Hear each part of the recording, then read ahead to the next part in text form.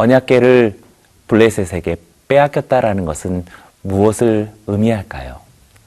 그리고 그 언약궤를 다시 되찾아왔다라는 것은 또 무엇을 의미하는 것일까요? 언약궤가 블레셋에 있다라는 것과 또 이스라엘에 있다라는 것은 무엇을 의미하는 것일까요? 오늘 본문 말씀은 그 진정한 의미를 잘 설명해 주는 구체적인 실제 이야기들이라고 말할 수 있겠습니다. 저는 여러분들의 삶 속에 종교가 아닌 참 신앙으로 하나님을 인격적으로 또 그를 경외하며 만나고 예배하고 섬기는 여러분이 되시기를 축복합니다.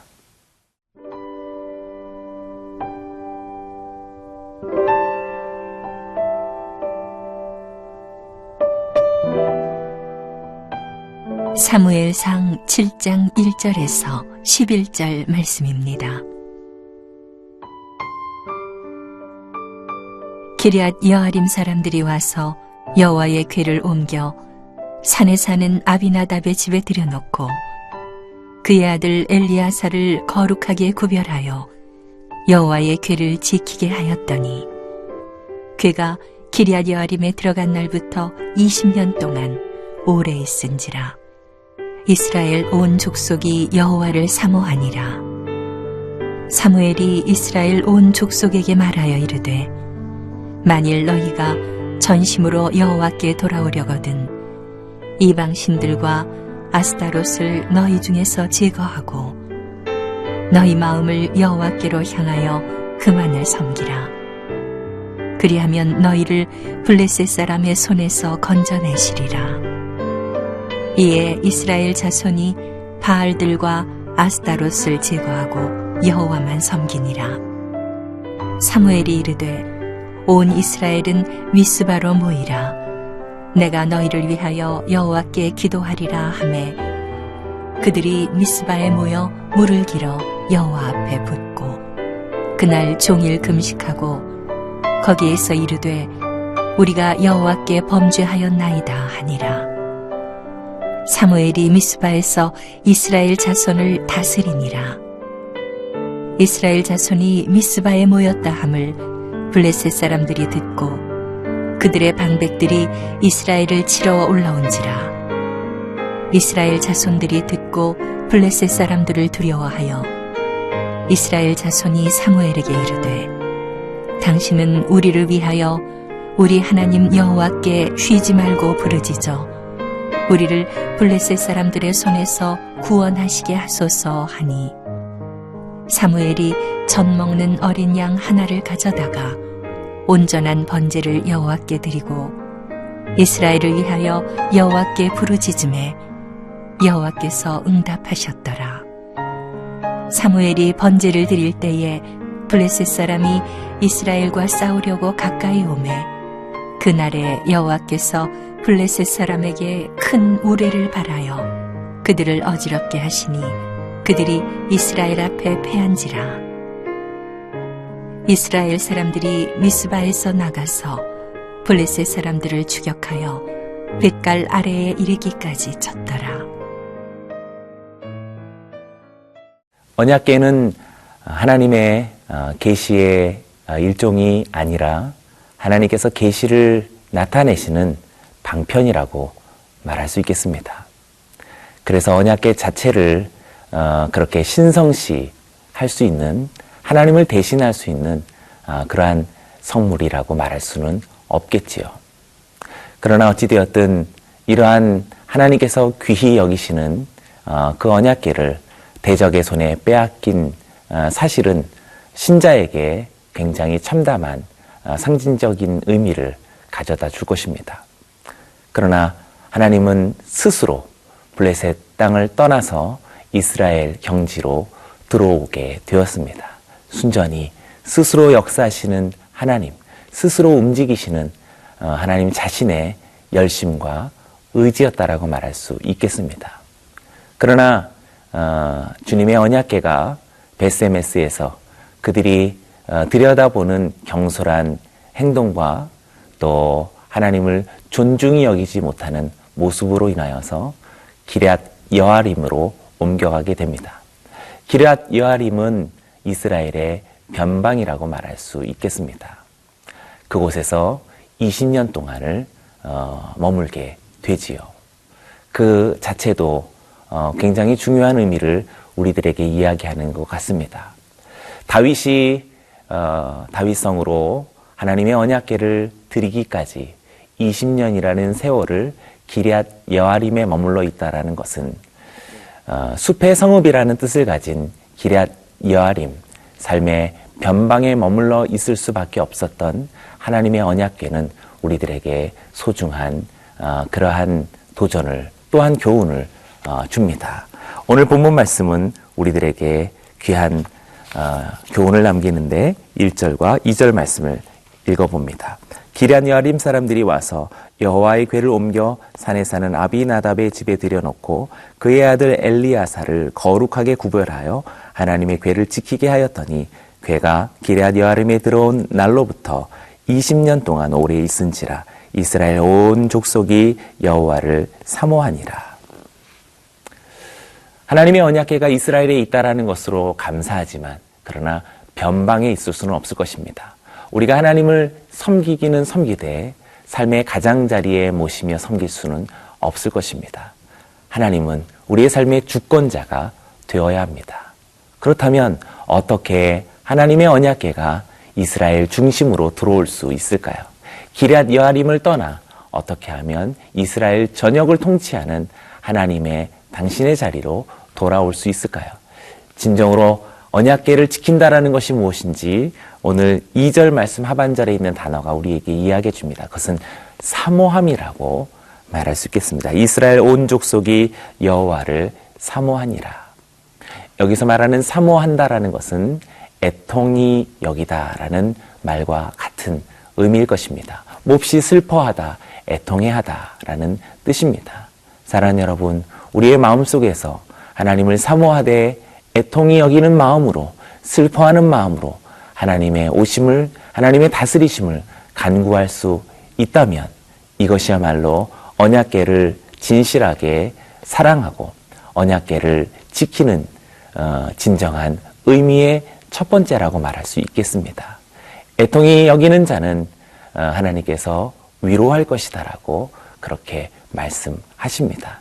저는 여러분들이 애통히 여기는 마음으로 주를 사모하는 진정한 예배자가 되기를 주님의 이름으로 축복합니다.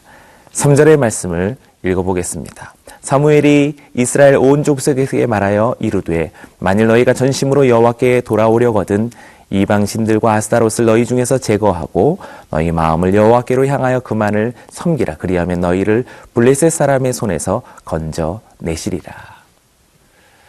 4장부터 6장까지 사라져 있었던 사무엘이 이제 등장하게 됩니다. 이 사무엘은 너희 중에 이방신들과 아스타롯을 제거하고 여호와를 향해서 그만을 섬기라라고 이야기합니다.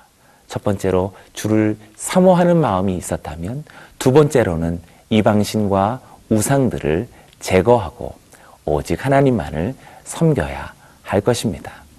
이것이야말로 언약궤를 종교적으로 다루는 이전의 과오에서 벗어나 진정한 살아계신 하나님을 인격적으로 만나고 섬기는 중요한 두 번째라고 말할 수 있겠습니다. 하나님이 기뻐하지 않냐는 우상들을 제거하고 오직 전심으로 주를 예배하고 섬기는 저와 여러분, 우리 귀한 사랑하는 성도님들 삶이 되기를 축복합니다.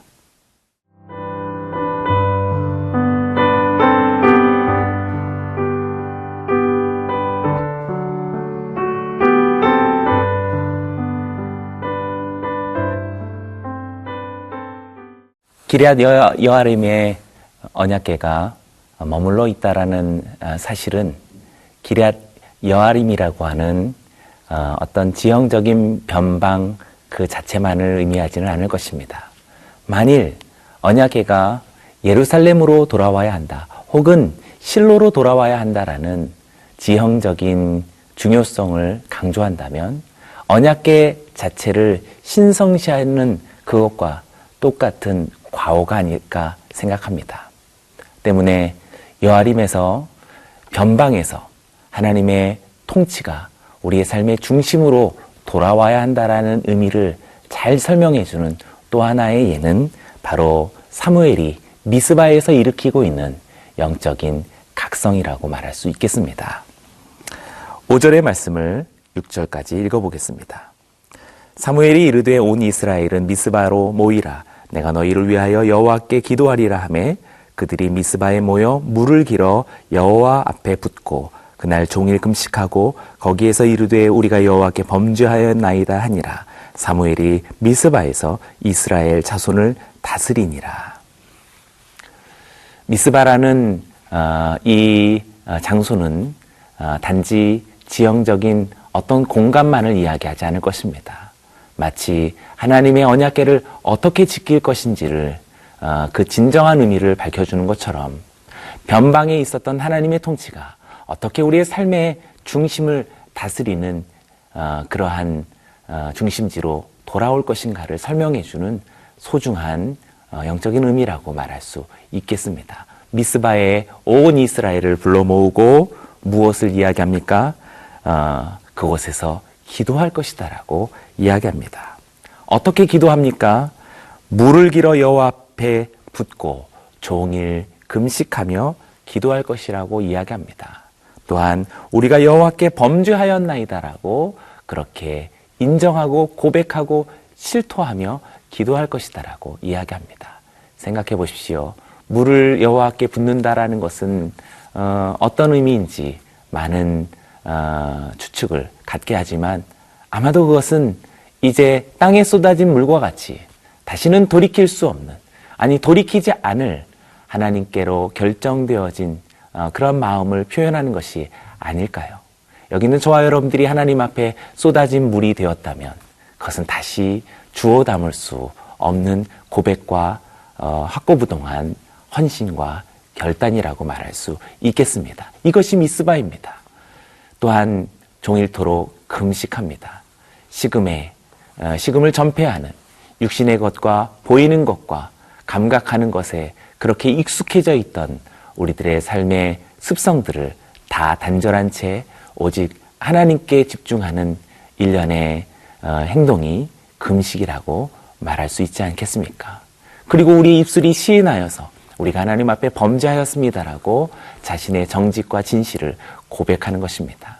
이것이야말로 진정한 언약궤를 지키는 것이요, 언약궤를 사랑하는 것이요, 언약궤 가운데서 임하시는 하나님의 음성과 마음을 엿듣는 것이라고 말할 수 있을 것입니다.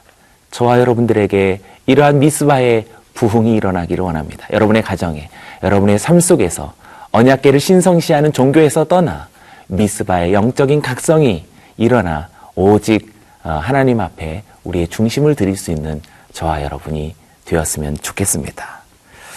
또한 8절의 말씀은 이렇게 이야기합니다.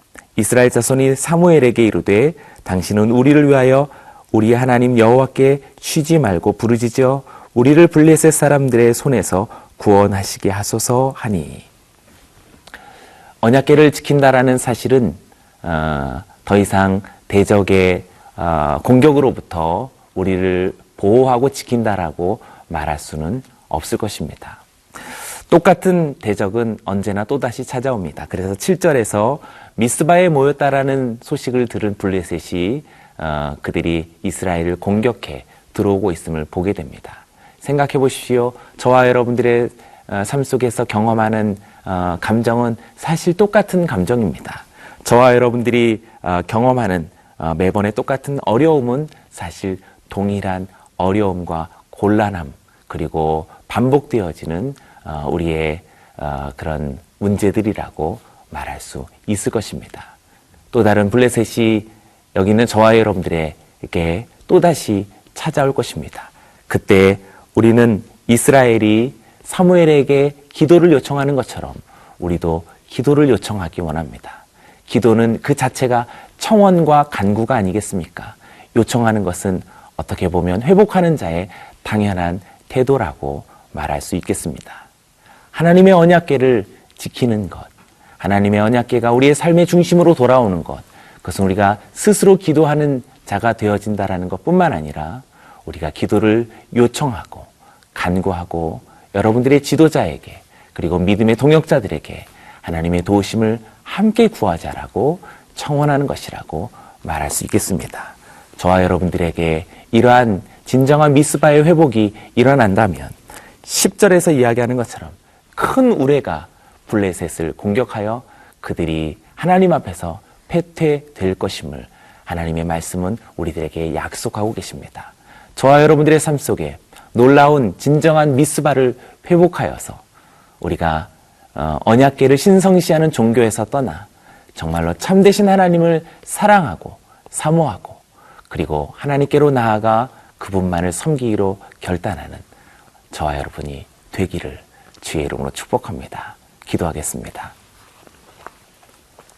하나님 아버지, 기럇 여아림 삶의 변방에 있었던 하나님의 임재를 이제 우리의 삶의 중심으로 그렇게 돌이키기를 원합니다.